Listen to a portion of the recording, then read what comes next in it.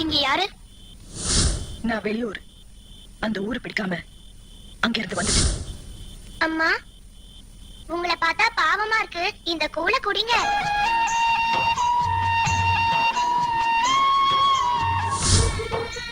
இப்படி நான் வயிறு நிறைய கூழ் குடிச்சேன் ரொம்ப நாளாச்சு. அம்மா, நான் மகுடி வாசிக்கிறேன், கேக்குறீங்களா?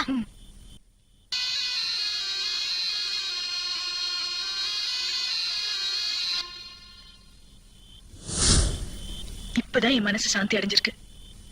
உங்களுக்கு என்ன வேணுமோ கேளுங்க, தரேன். எனக்கும் அண்ணனுக்கும் அப்பா அம்மா இல்ல, உன்னை அத்தான் கூப்பிடவா? கூப்பிடுமா.